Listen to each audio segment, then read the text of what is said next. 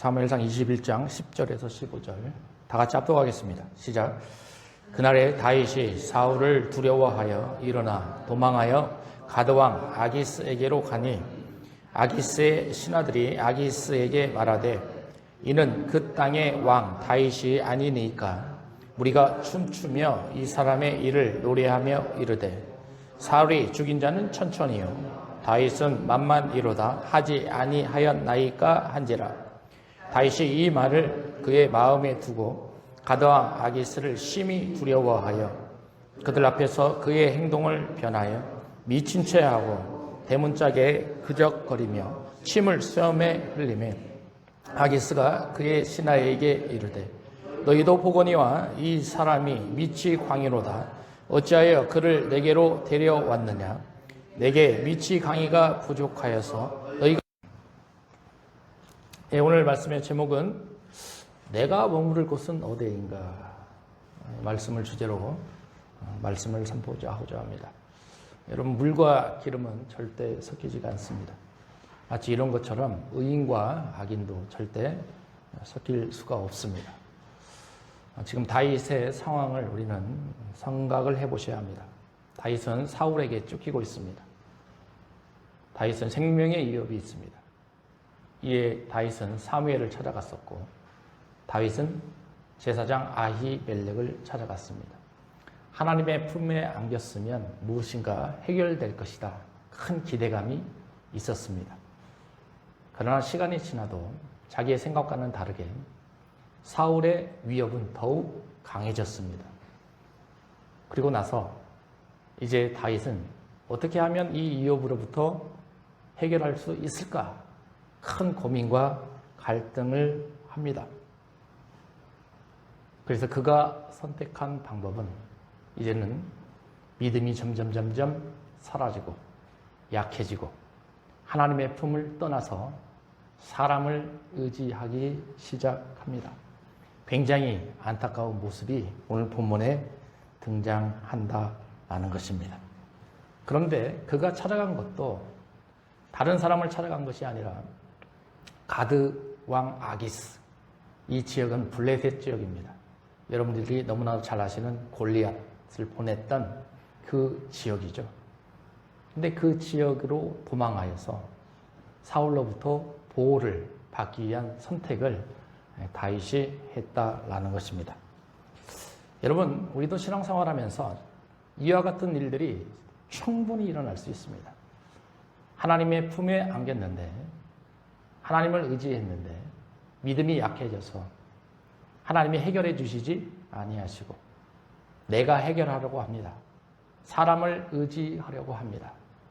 오늘 본문에서 믿음이 약해질 때 나타나는 다윗의 특징을 우리는 잘 알아야 합니다. 그리고 다윗은 어떻게 이것을 이겨냈고 하나님은 어떻게 이것을 회복시켜 주는지를 잘 인식하시고 우리의 삶에 적용해야 된다는 것입니다. 여러분들이 말씀을 듣고 이런 은혜를 누리는 시간이 되셨으면 좋겠습니다. 여러분 10절을 보시게 된다면 다윗이요 놀라운 일을 하나 보이게 되는데요. 그것은 사울을 두려워했다 이런 말씀이 나옵니다. 사실 그 전까지 사울을 두려워한 적이 없었습니다. 물론 도망 다니면서 쫓기면서 생명의 위협은 당했지만 직접적으로 사울을 두려워해요 이런 표현은 21장에 처음으로 등장한다라는 거죠. 여러분, 다윗이 어떤 사람입니까? 우리가 잘 아는 다윗, 하나님으로부터 기름 부음을 받았습니다. 앞으로 이스라엘의 왕이 될 거라는 하나님의 부르심이 있었습니다. 그런데 이런 다윗도 시간이 지나니까 믿음이 점점 약해집니다. 그리고 자신이 이것을 해결하기 위한 방법을 찾아갑니다. 그런데 놀랍죠. 믿음이 약해지니까 그에게 다가온 것은 다른 것이 아니라 두려움이 다가옵니다. 놀랍습니다. 믿음이 강했을 때는 하나님을 의지하고 의존성이 최상일 때는 두려움이라는 것이 전혀 없었습니다. 물론 목숨이 위태로운 것은 알 수가 있었죠. 그러나 목숨이 위태로워도 하나님을 두려워. 사울을 두려워하진 않았어요. 마찬가지입니다. 우리도 믿음이 충만할 때는 두려움이 없어요. 그러나 믿음이 점점 약해지고 하나님을 향한 의존성이 점점 사라질 때는 나를 위협하는 무리를 두려워하기 시작합니다. 나를 괴롭히는 사람들을 두려워하기 시작합니다. 여러분, 그러나 우리는 그 두려움에서 벗어날 줄 알아야 합니다. 믿음이 약해졌을 때 나타나는 그 두려움. 베드로를 한번 생각해 보시기 바랍니다. 예수님께서 바다 위를 쭉 걸어오시지 않습니까? 그때 베드로가 그 예수님을 인식하면서 예수님, 나도 바다를 걷게 하여 주시옵소서 간절히 부탁합니다. 그러니까 예수님께서 무리를 걸어오라 이렇게 말씀하시죠. 베드로는 그런 예수 그리스도의 말씀을 믿음으로 바라봤습니다. 그리고 그 바다 위를 걸어갑니다. 믿음이 충만할 때는 바다 위를 걸어갈 수 있는 그런 상태가 되는 거죠. 바다 위를 걷다가 갑자기 폭풍이 몰아치니까 베드로는 두려워하기 시작합니다. 그리고 그는 바다에 빠지는 결과를 나타나게 되었다라는 겁니다. 여러분, 이것입니다. 믿음이 약해질 때 우리에게 반드시 두려움이 임한다는 사실을 우리는 잊지 말아야 한다라는 거죠. 여러분, 그러면 이제 두 번째 특징은 무엇이냐? 10절 중간쯤 보시면 다윗이 도망가기 시작합니다.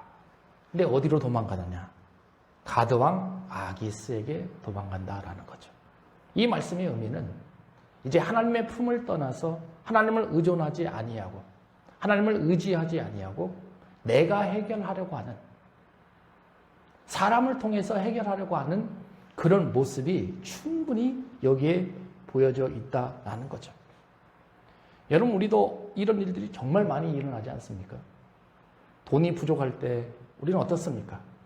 사람을 통해서 그 돈을 만들어 내려고 합니다. 그리고 그 일을 이루어 가죠.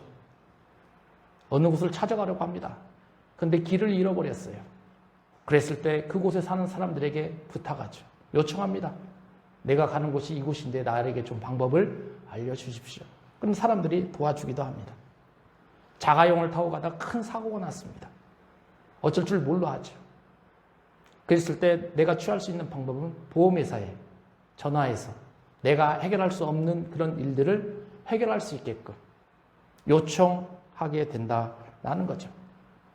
마치 이런 것처럼 우리에게 두려움이 급작스럽게 닥쳐오게 된다면 인간 스스로가 그 두려움을 사람을 통해서 해결하려고 하는 그 모습은 자연적인 것이고 인간의 본성이다라는 것입니다.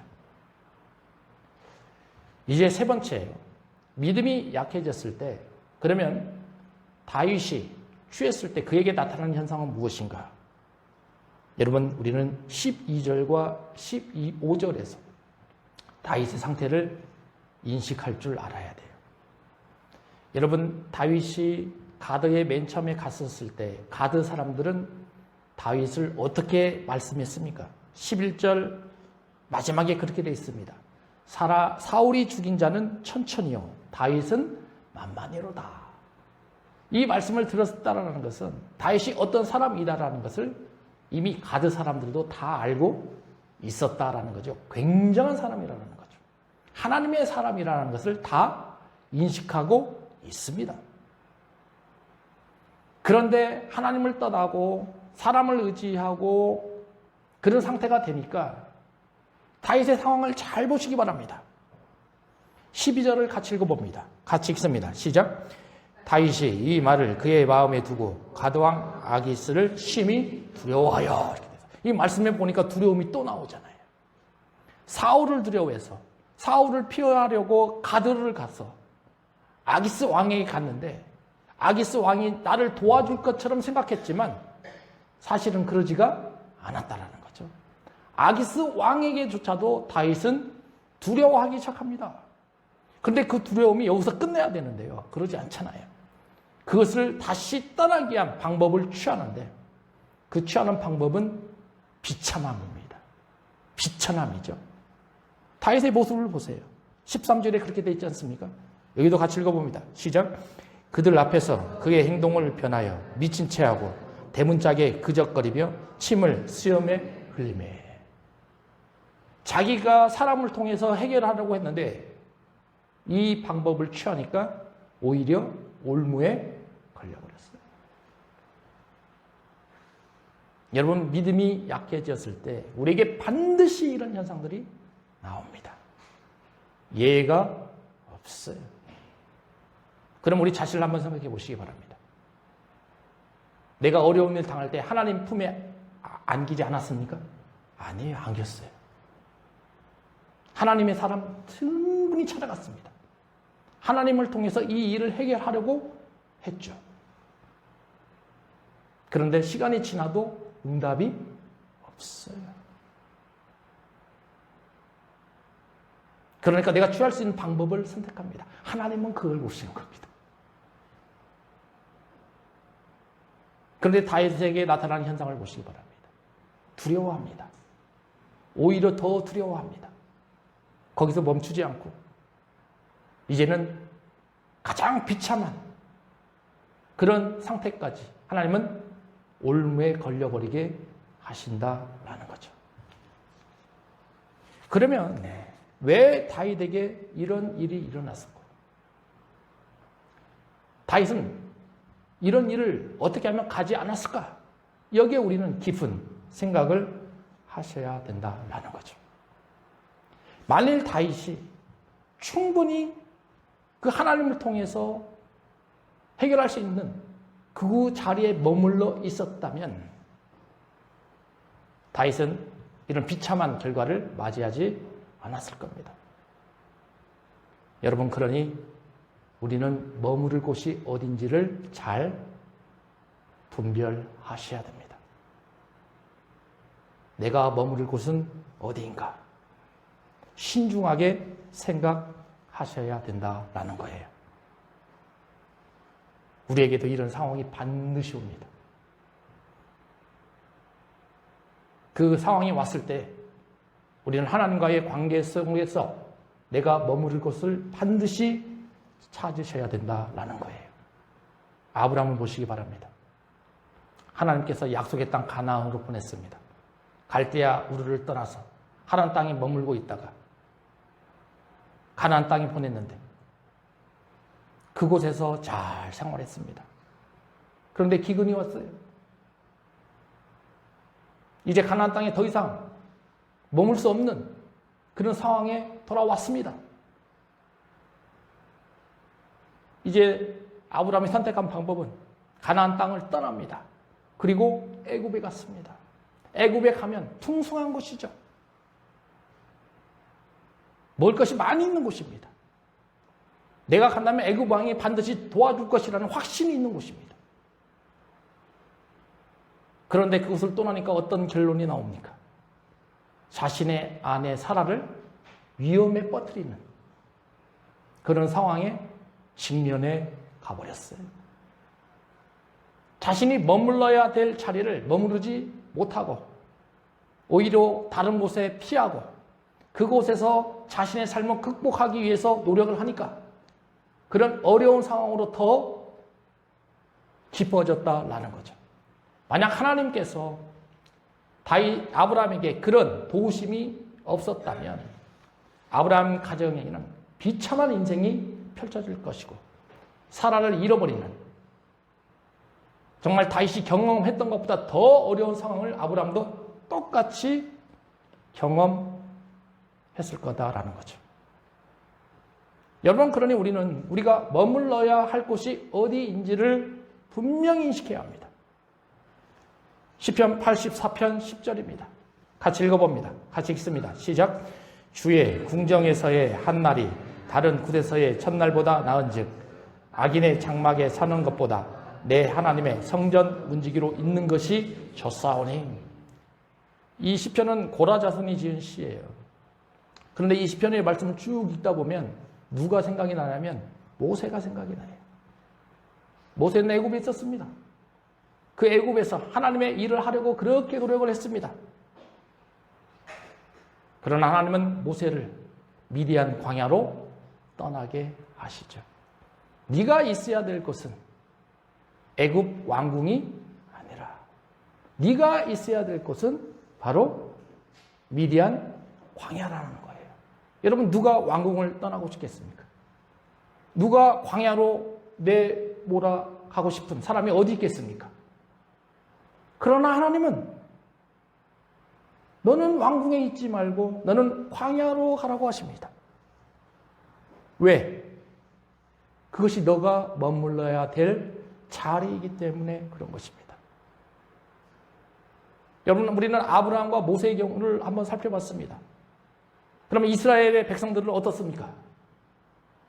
그들이 40년 광야의 삶을 살았을 때 그들의 모습을 한번 잘 생각해 보셔야 돼요. 그들은요, 하나님이 구름 기둥으로 인도하셨습니다. 구름 기둥이 이동하면 그들도 이동했습니다. 구름 기둥이 멈추면 그들도 멈췄습니다. 왜 멈췄습니까? 그곳에 하나님이 계셨기 때문에 멈췄습니다. 여러분, 우리가 머물 자리가 이런 곳입니다. 우리가 머무는 곳에 하나님이 계시는 곳입니다. 하나님이 계시는 곳에 우리가 머물러야 된다라는 거예요. 그것은 왕궁이 될 수도 있습니다. 그것은 광야가 될 수도 있습니다. 그것은 우리가 정말 찾지 않는 비참한 곳이 될 수도 있다라는 거죠. 그러나 우리는 그 하나님이 계시는 곳에 반드시 머물러 있어야 된다라는 거예요. 디모데후서 3장 14절과 15절입니다.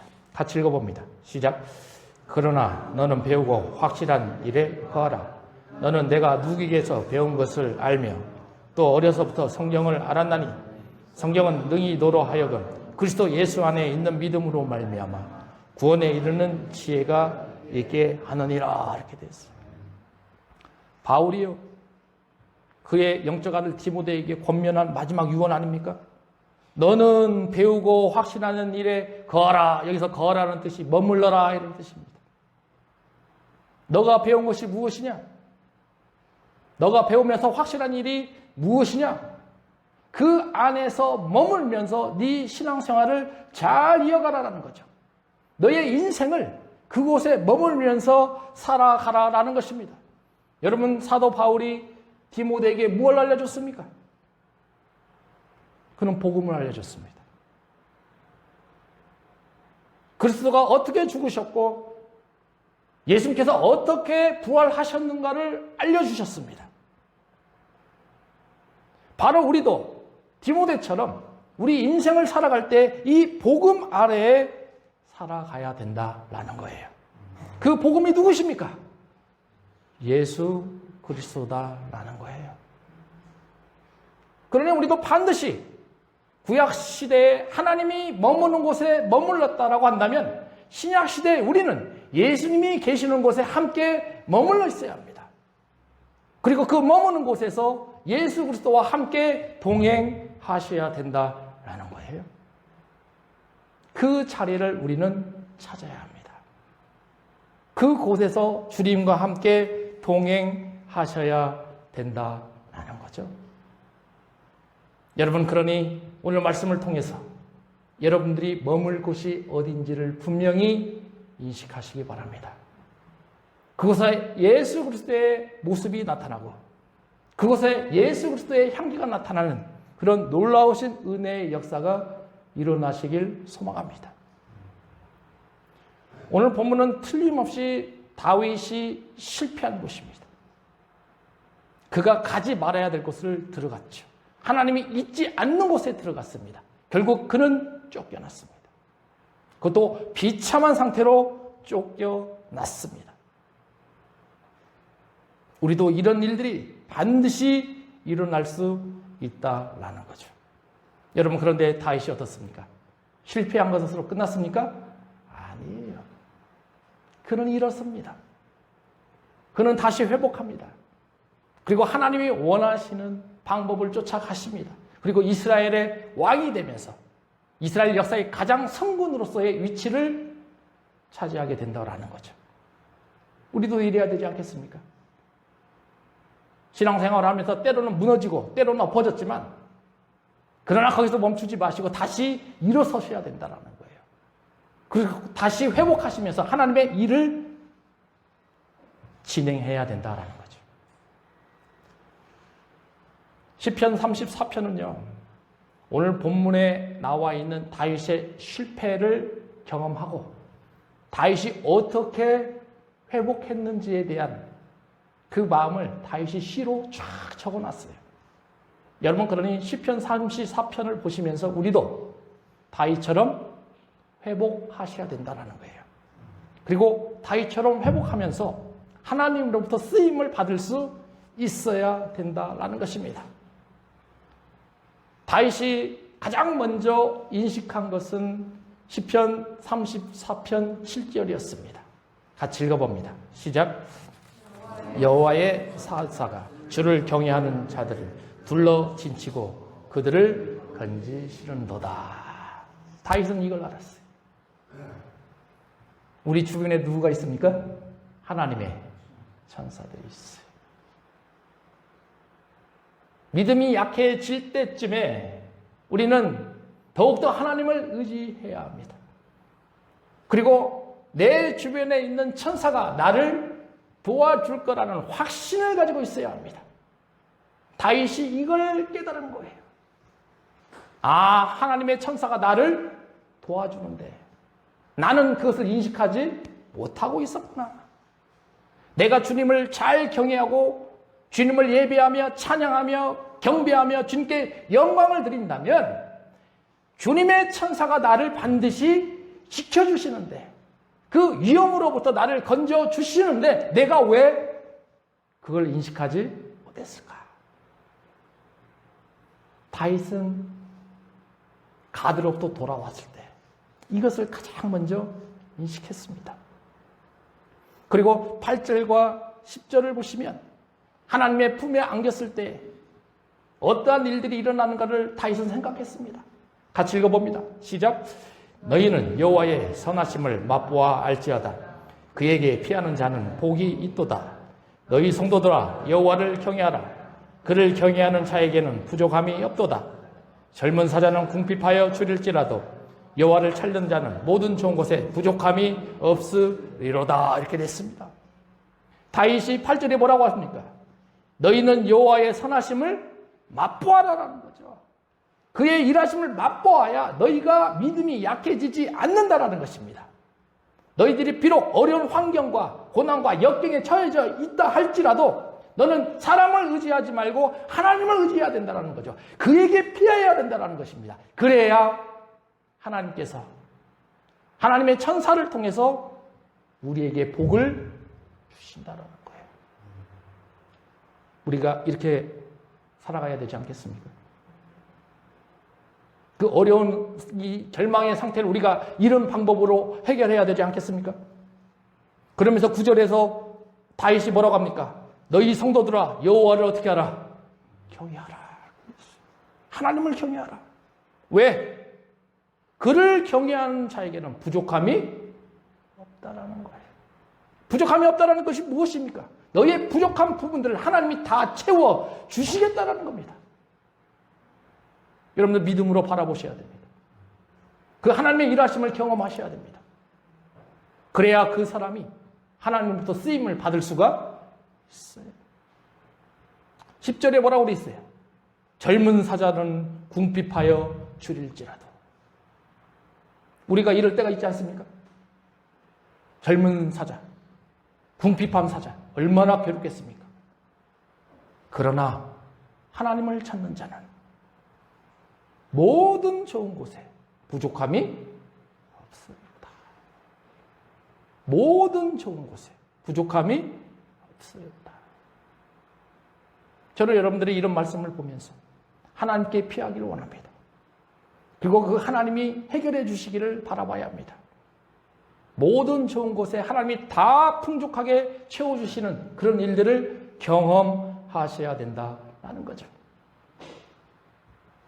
그런데 하나님은 또 어떤 사람에게 다가섰는지를 다윗은 시편으로 보여주고 있어요. 그것이 18절과 20절에 나와 있는 내용입니다. 여기도 같이 읽어봅니다. 시작. 여호와는 마음이 상한 자를 가까이 하시고 충심으로 통회하는 자를 구원하시는도다. 의인은 고난이 많으나 여호와께서 그의 모든 고난에서 건지시는도다. 그의 모든 뼈를 보호하시며 그 중에서 하나도 꺾이지 아니하도다. 여기 20절에 나오는데요. 여기 18절과 19절에 보면 세 사람이 등장하죠. 그 첫 번째 사람은 마음이 상한 자. 우리가 이런 상태에 놓여져 있잖아요. 마음이 상한 자. 하나님은 마음이 상한 자에게 가까이 가시겠다 이렇게 되어 있습니다. 두 번째는 뭐라고 되어 있습니까? 중심으로 통행하는 자. 통행하는 자.